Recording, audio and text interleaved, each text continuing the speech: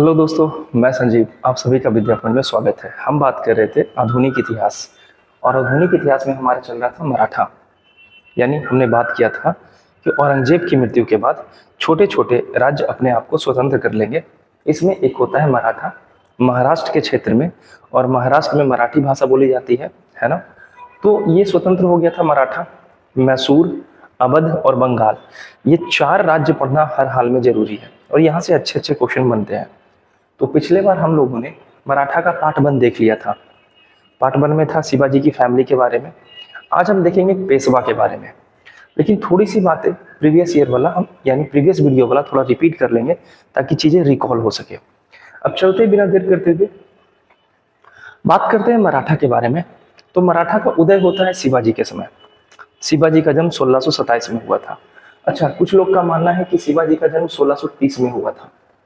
तो थोड़ी सी बातें इसमें कंट्राडिक्शन है, लेकिन शिवाजी का जन्म 1627 में हुआ था और 80 में मर गए थे, यानी 53 वर्ष की अवस्था में शिवाजी की मृत्यु हो गई थी। शिवाजी जब बाल्यावस्था में थे तभी ये डिसाइड कर लिए थे कि हमें एक स्वतंत्र राज्य की स्थापना करनी है। शिवाजी का जन्म हुआ था पूना के सिग्नेर दुर्ग में। ये क्वेश्चन पूछा गया है। इनके पिताजी का नाम शाहजी भोसले और माताजी का नाम जीजाबाई था, और इनके एक गुरु भी थे जिनका नाम था दादा कोंडदेव। और क्वेश्चन आता है कि शिवाजी के जीवन पर सबसे अधिक प्रभाव किसका पड़ा था, तो इनकी माता जीजाबाई का। 1656 ईस्वी में शिवाजी सबसे पहले किस पे आक्रमण करेंगे, जावली पे, और विजयी हो जाएंगे। तो शिवाजी का जन्म जो हुआ है वो कहाँ हुआ था, पुणे के महाराष्ट्र क्षेत्र में हुआ था, सिन्नेर दुर्ग में। और यहीं से अपना राज्य विस्तार करना ये मराठा शुरू करता है, और ये पूरा का पूरा क्षेत्र धीरे धीरे मराठा कब्जे में ले लेता है। तो बात करें आगे, शिवाजी के बाद अगर देखें तो शिवाजी को पकड़ने के लिए अफजल खां को भेजा जाता है। यहाँ पे थोड़ा मिसप्रिंट किया गया है, ये 1669 होगा, सॉरी 59 होगा। शिवाजी को पकड़ने के लिए बीजापुर के क्षेत्र में से भेजा जाता है अफजल खां को, लेकिन शिवाजी अफजल खां की हत्या कर देंगे। ये बात कर चुके थे कल हम। इसके बाद भेजा जाएगा शाइस्ता खां को। शाइस्ता खां शिवाजी को पकड़ने में नाकामयाब रहेगा, और अचानक रात में शिवाजी पुणे में प्रवेश करेंगे और शाइस्ता खां की हत्या तो नहीं करेंगे, आक्रमण करने के कारण शाइस्ता खां डर से भाग जाता है शिविर छोड़कर। इसके बाद औरंगजेब भेजता है राजा जयसिंह को, और राजा जयसिंह को पता था कि शिवाजी को पकड़ना इतना आसान नहीं है, इसलिए राजा जयसिंह क्या करता है, शिवाजी को पुरंदर के किले में घेर लेता है। और काफी लंबे समय तक जद्दोजहद चलने के बाद शिवाजी जयसिंह के सामने घुटने टेक देते हैं, और फाइनली पुरंदर की संधि होती है। पुरंदर की संधि में बातें क्या क्या होती है, तो शिवाजी के पास टोटल 35 किले थे। 35 में से 23 किले दे देते हैं मुगलों को, और 12 किले अपने पास रखते हैं। और साथ ही साथ मुगलों को ये आश्वासन देते हैं कि कभी भी मुगल बीजापुर के विरुद्ध हमला करेगा तो शिवाजी उसका साथ देंगे। औरंगजेब तो बोला था कि शिवाजी को पकड़ के लाना है, तो जैसे शिवाजी को लेकर जाता है दिल्ली, लेकिन शिवाजी दिल्ली जाने से इनकार कर देते हैं। ठीक 1 साल के बाद शिवाजी आगरा जाते हैं, किससे मिलने के लिए, औरंगजेब से मिलने के लिए 1666 में। औरंगजेब क्या करता है, शिवाजी को पकड़ के बंदी बना लेता है, और बंदी कहाँ बनाता है, जयपुर के भवन में। ये भी क्वेश्चन पूछा है कि शिवाजी औरंगजेब से मिलने कब गए थे, औरंगजेब ने शिवाजी को बंदी कहाँ बनाया था, आगरा के किले में बंदी बनाया था, लेकिन बड़ी चतुराई से शिवाजी यहाँ से निकल जाते हैं। तो ये सारी बातें हम देख लिए थे। अगर नोट में बात करें तो शिवाजी श्री गंगभट्ट की सहायता से 1674 में छत्रपति की उपाधि धारण करेंगे। प्रसिद्ध विद्वान गंगभट्ट की सहायता से छत्रपति की उपाधि धारण करेंगे, और अपनी राजधानी कहाँ बनाएंगे, रायगढ़ को। ये सारी बातें हो गई थी। शिवाजी के बाद संभाजी गद्दी पर बैठेंगे। संभाजी 80 से 89 तक रहेंगे। संभाजी क्या करते हैं गलती, संभाजी 5वें गुरु अर्जुन देव के जैसा ही गलती कर देते हैं। आपको याद होगा कि 1606 में जहांगीर से खुसरो विद्रोह करता है और गुरु अर्जुन देव के शरण में चला जाता है, और अर्जुन देव इसकी मदद कर देते हैं। बदले में जहांगीर अर्जुन देव को मार देता है। सेम स्टोरी यहाँ है। संभाजी के पास आता है औरंगजेब का पुत्र अकबर, और अकबर की जब ये मदद करते हैं तो औरंगजेब इसकी हत्या करवा देता है 1689 में। इसके बाद गद्दी पर बैठेंगे कौन? राजा राम। और ये सारी कहानी प्रीवियस वीडियो में कर लिया गया है, अगर आप नहीं देखें तो लिंक होगा डिस्क्रिप्शन में, देख लीजिएगा। राजा राम बैठेंगे कुछ समय तक, लेकिन राजा राम गद्दी पर नहीं बैठते हैं। संभाजी का एक बेटा होता है जिसका नाम होता है साहू। साहू का उत्तराधिकारी मानकर ये गद्दी पर नहीं बैठते हैं और अच्छे समय तक ये शासन करते हैं। इनकी मृत्यु के बाद इनकी पत्नी ताराबाई गद्दी पर बैठती है अपने पुत्र शिवाजी द्वितीय को लेकर। लेकिन बात है 1707 का, यहाँ पे साहू को आजाद किया जाएगा।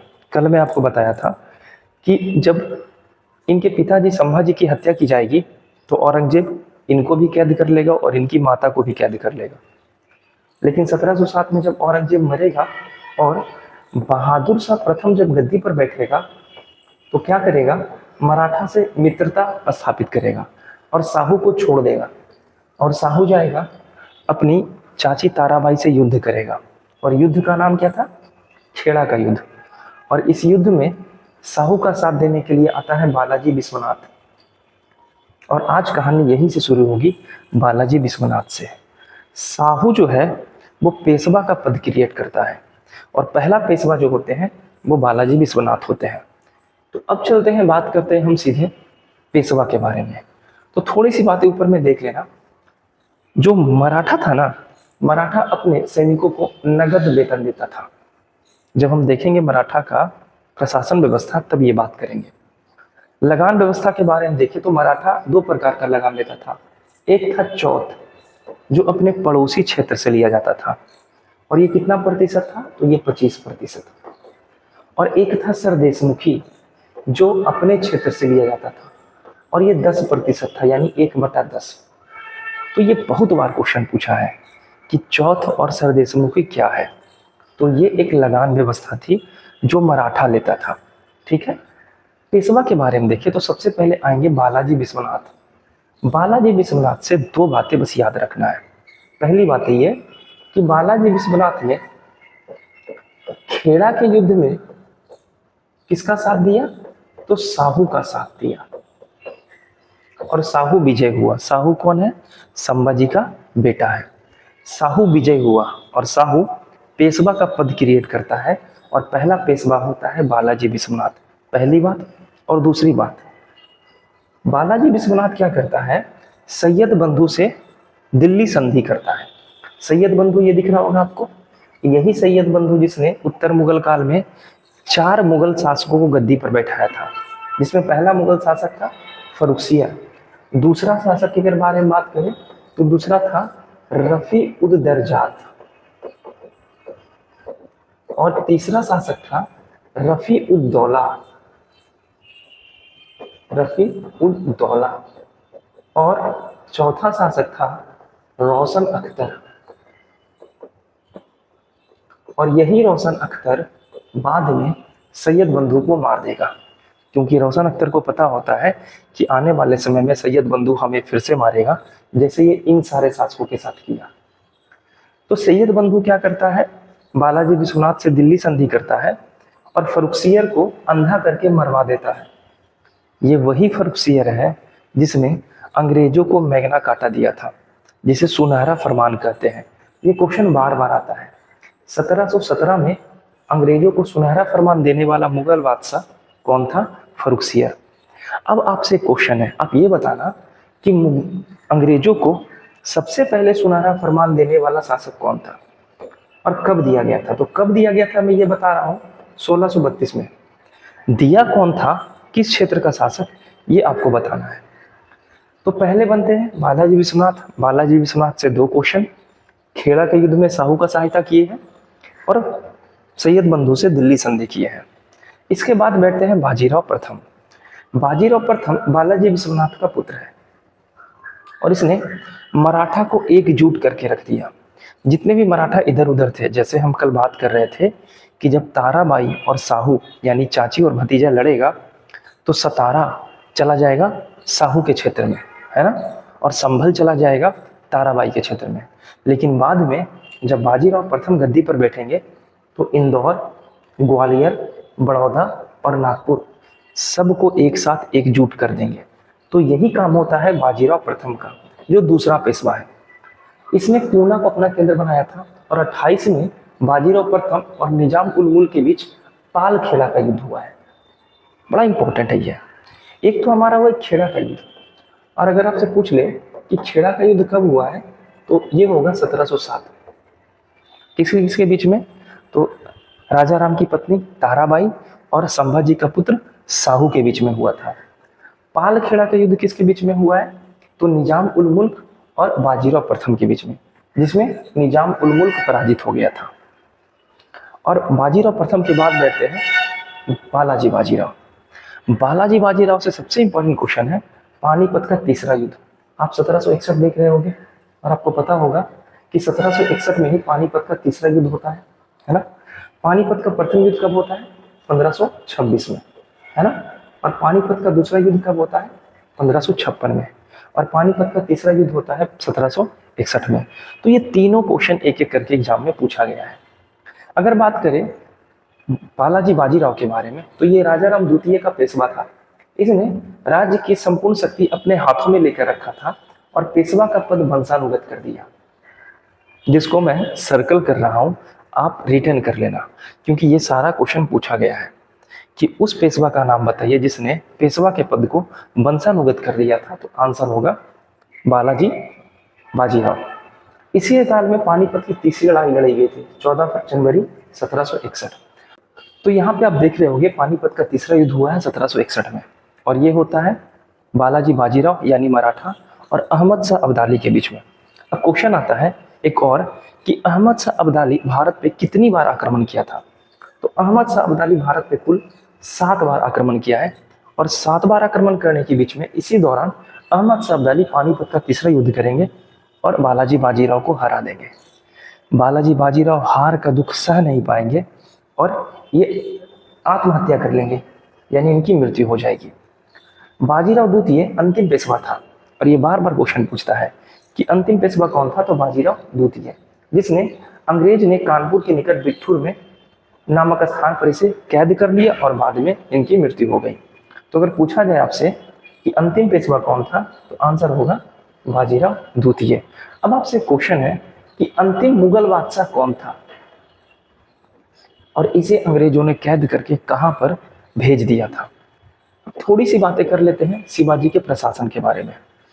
तो शिवाजी के प्रशासन में आता है राजा या छत्रपति। राजा जो होता था वो सारी की सारी शक्तियां अपने हाथों में रखता था, बस इतना यही याद रखना है। और एक व्यक्ति थे जिनका नाम था पंडित हनुमंते। ये बड़ा इंपॉर्टेंट व्यक्ति है। इन्होंने एक डिक्शनरी बनाया था जो मराठा भाषा में था। एक शब्दकोश का निर्माण किया था राज्य के संचालन के लिए। मराठा के क्षेत्र में अष्टप्रधान रहते थे। अब अगर अष्टप्रधान आया है तो एक चीज आएगा जिसे कहते हैं अष्टदिग्गज। ये भी आपको पता होगा अष्टदिग्गज। तो क्वेश्चन ये है कि आप बता दो कि अष्टदिग्गज किसके दरबार में थे, बस। और नवरत्न के 2 शासकों के दरबार में थे, एक चंद्रगुप्त द्वितीय और एक हमारे अकबर के शासनकाल में। उसी तरीके से एक अष्टप्रधान थे जो छत्रपति शिवाजी यानी मराठा के साम्राज्य में थे, और एक अष्टदिग्गज था। तो ये बताना है कि ये किनके दरबार में थे। अष्टप्रधान में पेशवा होता था जिनका शासन प्रबंधन का काम होता था, जिसे प्रधानमंत्री कहते थे। अमात्य होता था, ये राज्य का आय व्यय देखता था। बकिया नसीब जो दैनिक कार्य और लेखाबद्ध करता था। ये जो बकिया नसीब है ये सारे क्वेश्चन एग्जाम में पूछे गए हैं। ये तो सीधा सीधे पूछा गया है कि अष्टप्रधान किनके दरबार में थे। ये सर सारे भी क्वेश्चन पूछे जाएंगे। जैसे नवीस क्या करते थे? तो राजा के पत्र भाषा और शैली को ठीक करने का काम करते थे यही। आगे बात करते हैं सुमंत। सुमंत कौन थे? तो ये विदेश मंत्री इनके हाथ में था, यानी आने जाने वाले विदेशियों पर नजर रखते थे। सर ए नौबत ये सेना का भर्ती करते थे, शिक्षा प्रदान करते थे। पंडित राव ये विद्वान थे और धार्मिक कार्य करते थे। और न्यायाधीश, न्यायाधीश दीवानी और फौजदारी मुकदमा देखते थे। तो ये थे मराठा का अष्टदिग्गज। सैन्य व्यवस्था के बारे में बात करें तो सैन्य व्यवस्था 2 प्रकार की थी, एक था बरगीर और दूसरा था सिलेदार। और ये बार बार बात किया जाता है कि बरगीर और सिलेदार किस साम्राज्य से जुड़ा था?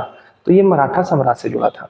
बरगीर जिन्हें खुद घुड़सवार शाही घुड़सवार थे और राज्य की ओर से शस्त्र मिलता था, लेकिन सिलेदार को खुद से घोड़े रखने पड़ते थे, सहायता इनको मिलता नहीं था, ये स्वयं के अस्त्र शस्त्र खरीदते थे और ये मराठा के क्षेत्र में थे। ये हमारी मराठा की संधि है जो मोस्ट इंपॉर्टेंट है। आंग्ल मराठा युद्ध कब कब हुआ, प्रथम द्वितीय तृतीय संधि हुई थी, कौन कौन स्टार्ट हुआ था किससे और युद्ध समाप्त हुआ था किससे, ये क्वेश्चन पूछा जाएगा। तो पहला आंग्ल मराठा युद्ध हुआ 75-82 सूरत की संधि, दूसरा बसीन की संधि। अगर बात करें कि संधि जिससे युद्ध समाप्त हुआ, तो पहला हुआ था सलवाई की संधि से युद्ध समाप्त और दूसरा हुआ था राजघाट की संधि से युद्ध समाप्त। और एक चीज आपसे और पूछेगा कि बता दीजिए उस समय अंग्रेज अधिकारी कौन थे, तो देख लेना वारेन हेस्टिंग, जॉर्ज बार्ले और लॉर्ड हेस्टिंग्स। तो ये था हमारा मराठा का थोड़ा सा जानकारी। कल हम आएंगे और बात करेंगे मराठा से रिलेटेड MCQs और उसके बाद बात करेंगे बंगाल, मैसूर और अवध के बारे में। तो हम इसमें देखे थे अभी कुछ नहीं, बंगाल जब हम देखेंगे तो बात करेंगे पलासी के युद्ध और बक्सर के युद्ध। मिलते हैं नेक्स्ट वीडियो में, धन्यवाद।